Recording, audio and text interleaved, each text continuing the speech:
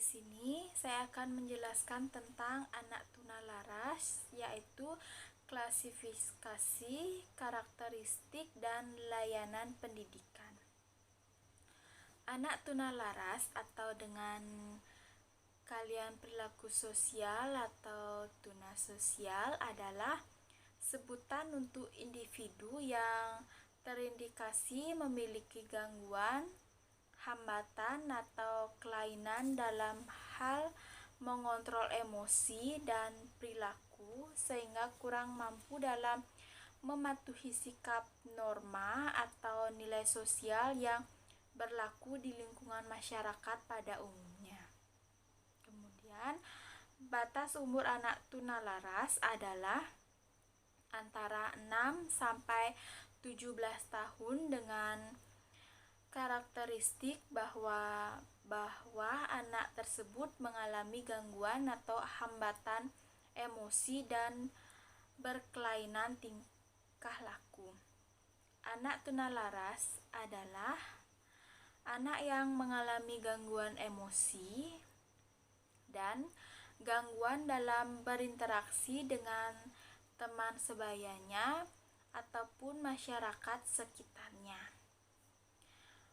Anak tunalaras juga mempunyai kebiasaan melanggar norma dan nilai kesusilaan maupun sopan santun yang berlaku dalam kehidupan sehari-hari, termasuk sopan santun dalam berbicara maupun bersosialisasi dengan orang lain. Anak tunalaras merupakan anak dengan hambatan, gangguan atau kelainan tingkah laku dan emosi yang tidak dapat berinteraksi, beradaptasi dengan baik sehingga kurang dapat diterima oleh lingkungannya. Anak tunalaras atau anak tunasosial adalah bentuk tingkah laku anak yang menunjukkan penentangan terhadap norma-norma sosial masyarakat yang berwujud seperti mencuri, mengganggu atau menyakiti orang lain. Selain itu, anak tunalaras juga mempunyai kebiasaan melanggar nilai kesusilaan maupun sopan santun yang berlaku dalam kehidupan sehari-hari, termasuk sopan santun dalam berbicara maupun bersosialisasi dengan orang lain. Kemudian, pengertian anak tunalaras, definisi dan pengertian kelainan perilaku sosial tunasosial sering dikenal dengan istilah tunalaras dari beberapa sumber buku dan referensi. Kemudian, menurut Effendi 2026, tunalaras ada individu yang mempunyai tingkah laku menyimpang atau berkelainan, tidak memiliki sikap, melakukan pelanggaran terhadap peraturan dan norma-norma sosial dengan frekuensi yang cukup besar, tidak atau kurang mempunyai toleransi terhadap kelompok dan orang lain, sehingga mudah terpengaruh oleh suasana sehingga membuat kesulitan bagi diri sendiri ataupun orang lain. Kemudian, menurut Delvin dari 2026, tunalaras adalah individu yang mengalami hambatan dalam mengendalikan emosi dan kontrol sosial. Anak tunalaras disebut juga dengan istilah medis emotional handicap atau behavior disorder. Menurut Sumantri 2007, tunalaras adalah anak yang mengalami gangguan atau hambatan emosi dan berkelainan tingkah laku, sehingga kurang dapat menyesuaikan diri dengan baik terhadap lingkungan keluarga, sekolah, dan masyarakat. Kemudian selanjutnya menurut Wardani DKK 2007, tunalaras adalah anak yang secara terus-menerus menunjukkan penyimpangan perilaku sehingga menimbulkan ketidakmampuan belajar dan menyesuaikan diri walaupun telah menerima layanan belajar serta bimbingan. Kemudian menurut Koasasih 2012, tunalaras adalah sebutan untuk anak yang terindikasi memiliki gangguan dalam hal emosi dan perilaku yang diakibatkan oleh masalah intrapersonal, sehingga ia mengalami kesulitan dalam perilaku sesuai norma ada di masyarakat pada umumnya. Kemudian menurut Pratiwi dan Murtiningsih 2013, tunalaras adalah anak yang mengalami gangguan emosi dan kepribadian sehingga tidak selaras dengan norma di lingkungan sekitarnya. Kemudian saya akan menjelaskan tentang klasifikasi anak tunanetra. Yang pertama, menurut Sunardi 1995, anak tunalaras atau tunasosial dapat diklasifikasikan dalam dua kelompok, yaitu berdasarkan klasifikasi Fisokratis dan klasifikasi Bevarifestik. Adapun penjelasan jenis klasifikasi tersebut adalah sebagai berikut. Yang pertama yaitu klasifikasi psikiatris, yaitu berdasarkan tingkatan ringan, sedang, atau berat. Tunalaras dibagi menjadi dua bagian, yaitu yang pertama tingkat ringan atau sedang, meliputi neurisis, Peisersius, gangguan perilaku kepribadian, yaitu penyimpangan perilaku ditandai dengan konflik emosi dan kecemasan, tetapi masih mempunyai hubungan dengan dunia nyata. Kemudian yang kedua, tingkat berat, meliputi pisokis, yaitu penyimpangan perilaku ditandai dengan penyimpangan dari pola-pola perilaku normal dalam berpikir dan bertindak. Kemudian schizophrenia, yaitu gangguan jiwa yang ditandai dengan distorsi berpikir, persepsi tidak normal, dan perilaku atau emosi yang aneh. Kemudian autism,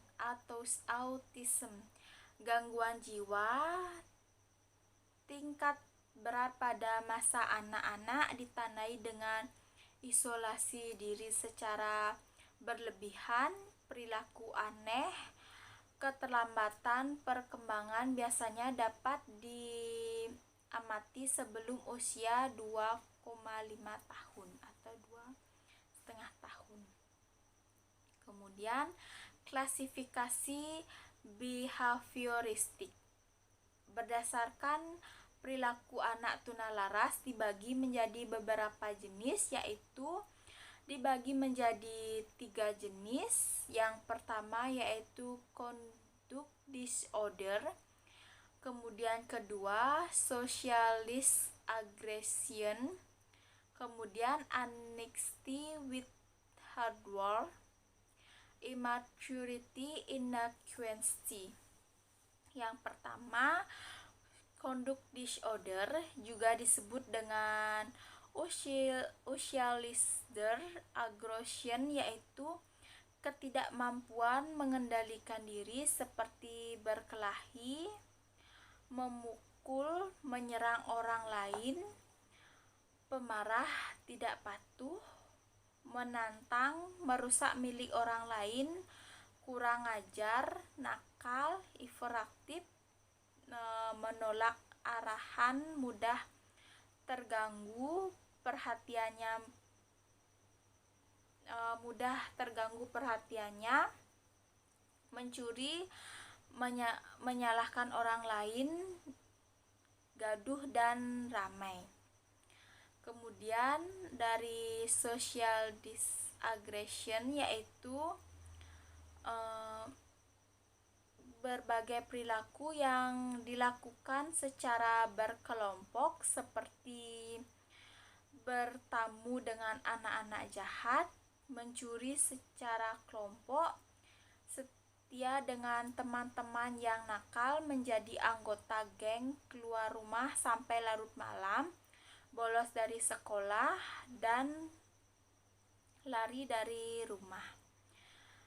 Kemudian anxiety withdrawal ya juga disebut dengan personality problem, adalah perilaku yang berkaitan dengan kepribadian seperti cemas, takut, tegang, sangat pemalu, menyadari, tidak berteman, sedih, depresi, terlalu sensitif, terlalu merasa rendah diri, kurang percaya diri, mudah bingung, sangat tertutup, sering menangis. Kemudian immaturity inadequacy yaitu kelompok perilaku yang menunjukkan sikap kurang dewasa, kurang matang, seperti kemampuan memperhatikan pendek dan dapat berkonsentrasi, melamun, kaku, pasif, kesulitan memperhatikan, kurang minat, gagal menyelesaikan sesuatu, ceroboh dan tidak rapi. Nah, kemudian adapun menurut May Mulayani dan Carioto 2013, berdasarkan jenis gangguan yang dialami anak tunalaras atau tunasosial, dapat dikelompokkan dalam 2 jenis, yaitu yang pertama gangguan penyesuaian diri dengan lingkungan, kemudian yang kedua yaitu gangguan emosi, di mana gangguan penyesuaian diri dengan lingkungan ini dibagi menjadi 3. Anak tunalaras mengalami kesulitan dalam menyesuaikan diri dengan lingkungan, dapat dibagi menjadi beberapa kategori, yaitu dibagi menjadi 3 bagian. Yang pertama, the semi-social children. Anak yang termasuk kelompok ini dapat mengadakan hubungan sosial, tetapi terbatas pada lingkungan tertentu. Keadaan ini terjadi pada anak yang datang dari lingkungan yang menganut norma-norma tersendiri, yang mana norma tersebut bertentangan dengan norma yang berlaku di dalam masyarakat, di lingkungan sekolah, karena perilaku mereka sudah diarahkan oleh kelompok, maka seringkali menunjukkan perilaku memberontak karena tidak mau terikat oleh peraturan di luar kelompoknya. Dengan demikian, anak selalu merasa ada masalah dengan lingkungan di luar kelompoknya. Kemudian, children are set at primitive level or socialization. Anak pada kelompok ini dalam perkembangan sosial berhenti pada level atau tingkat yang rendah.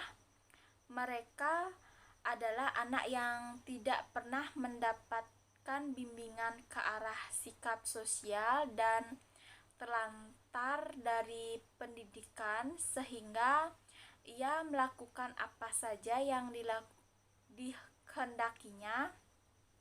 Hal ini disebabkan oleh tidak adanya perhatian dari orang tua yang berakibatkan pada perilaku anak. Kelompok ini cenderung dikuasai oleh dorongan nafsu saja. Meskipun demikian, mereka masih dapat memberikan respon pada perlakuan yang ramah. Kemudian, children with minimum socialization capacity. Anak kelompok ini tidak mempunyai kemampuan sama sekali untuk belajar sikap-sikap sosial. Ini disebabkan oleh pembawaan kelainan atau anak tidak pernah mengenal hubungan kasih sayang, sehingga anak pada golongan ini banyak bersifat apatis dan egois. Kemudian gangguan emosi. Gangguan emosi ini, anak tunalaras mengalami gangguan emosi terdiri dari dua, yaitu neurotic behavior. Yang kedua yaitu children with psychotic process. Nah, yang pertama yaitu neurotic behaviors. Anak pada kelompok ini masih dapat bergaul dengan orang lain, tetapi mereka mempunyai permasalahan pribadi yang tidak dapat diselesaikan.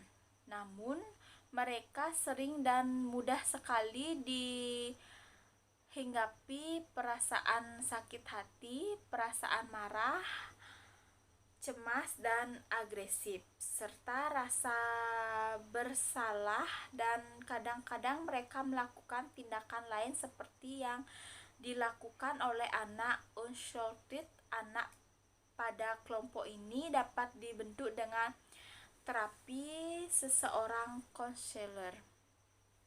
Kemudian, children with psychotic process. Anak pada kelompok ini mengalami gangguan yang paling berat sehingga memerlukan penanganan yang lebih khusus. Mereka sudah menyimpang dari kehidupan yang nyata, sudah tidak memiliki kesadaran diri, serta tidak memiliki identitas diri.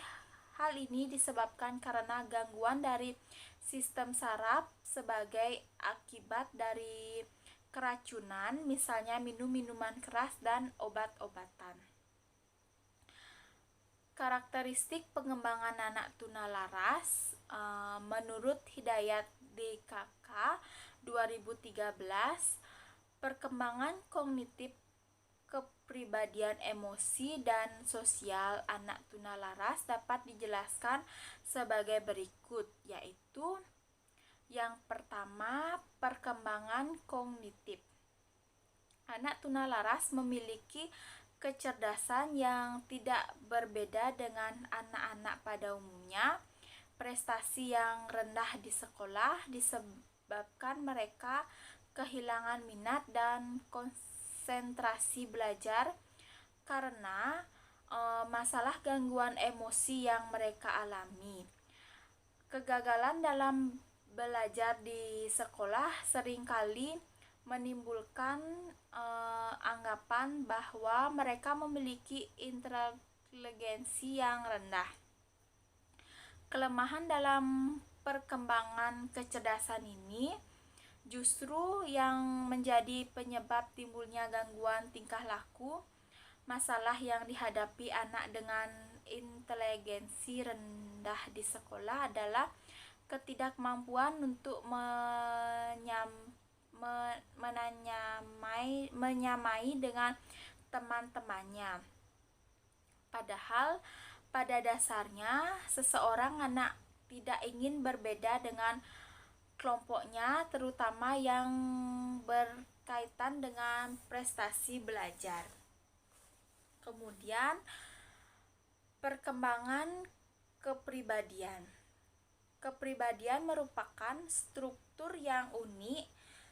Tidak ada dua individu yang memiliki kepribadian sama.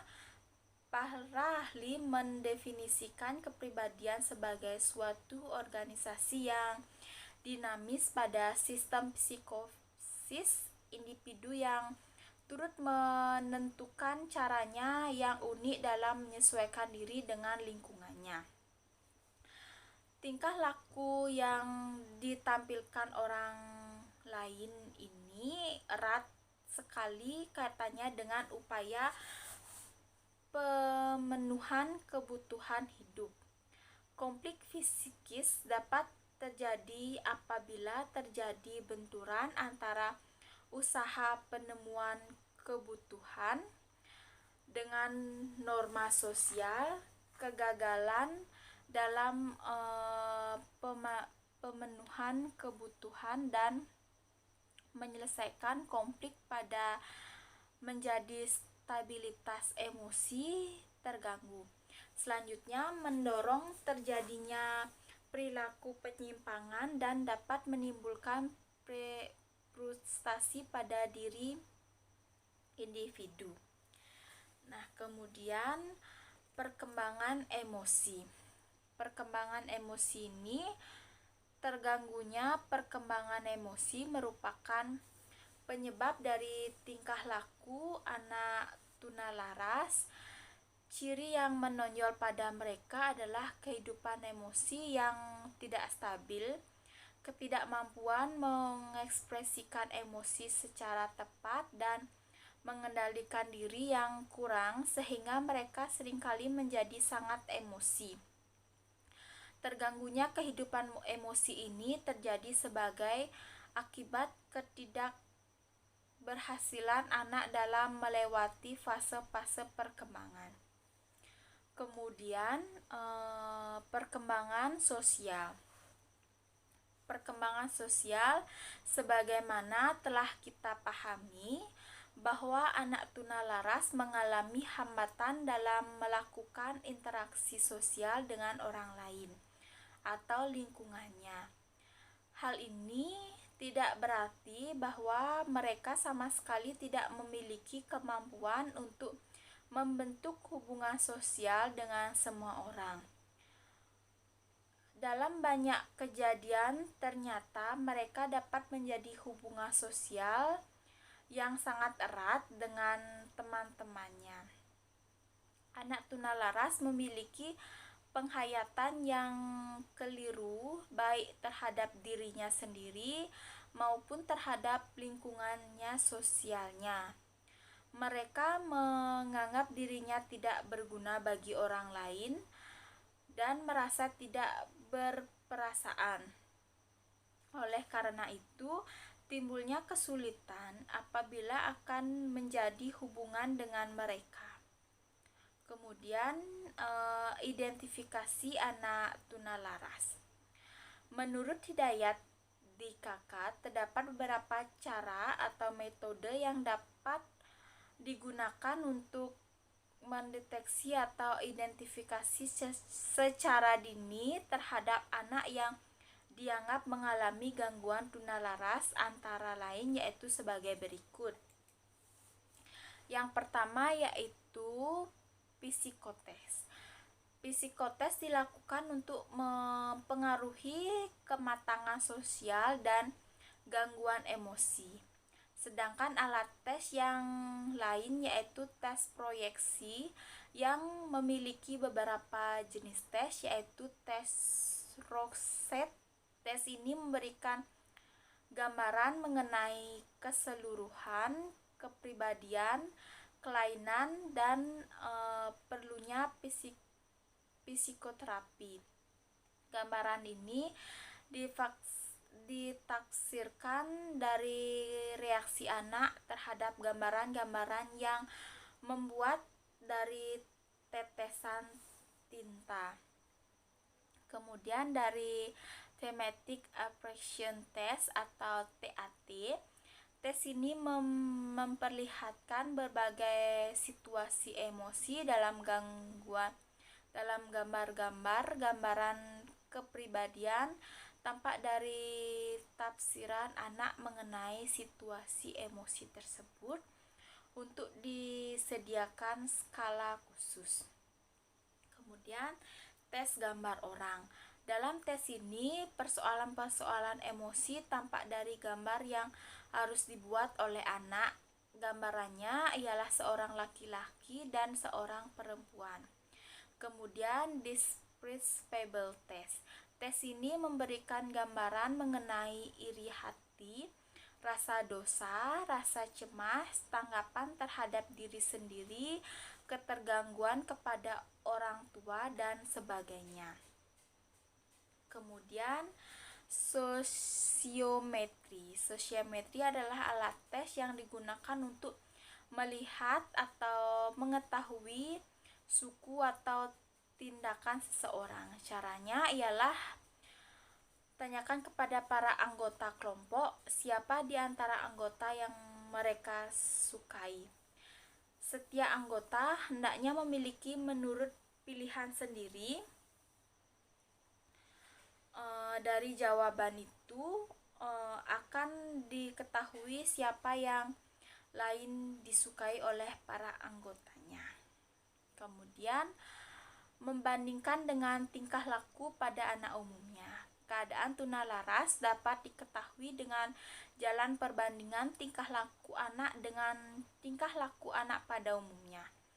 Pekerjaan membandingkan boleh dilakukan oleh setiap orang dewasa. Anak yang jahat dapat diketahui jahatnya oleh masyarakat. Demikian juga anak yang tidak jahat tapi kelakuan tidak sesuai dengan norma yang berlaku diketahui oleh masyarakat. Kemudian memeriksa ke klinik psikiatriana. Bentuk usaha lain untuk mengetahui anak tunalaras adalah dengan memeriksa ke klinik psikiatri. Tugas pokok ialah melakukan usaha rehabilitasi dan penyembuhan terhadap mereka yang mengalami kelainan psikis, tetapi juga dapat menetapkan apakah seorang mempunyai kelainan tunalaras atau tidak. Kemudian dalam surat keterangan yang telah dikeluarkan oleh klinik, anak menyebutkan istilahnya antara lain ada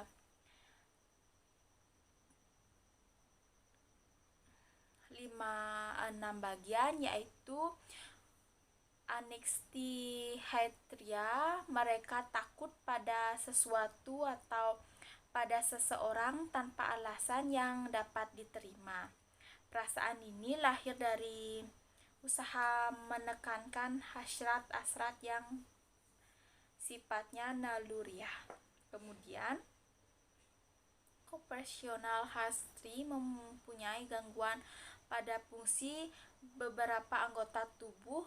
Perbuatan anggota pada pendirian gangguan tersebut lahir dari usaha yang lama menekan hasrat-hasrat yang sifatnya naluriah. Kemudian Occupational Neuroscience memudahkan banyak dalih menutup diri kaku, berjalan dengan sebagainya. Kemudian Sexual Perversion, yaitu suka menikmati seksual secara tidak wajar seperti mengintip, melakukan hubungan dengan teman sejenis. Kemudian Sartechnius, perubahan tingkah laku yang lahir dari konflik batin yang tidak mendapat penyelesaian. Kemudian Pesiois, anak mempunyai kesulitan menyesuaikan diri terhadap segalanya.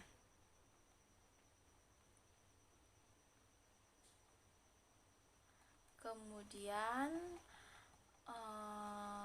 lanjutkan dengan layanan pendidikan anak tunalaras.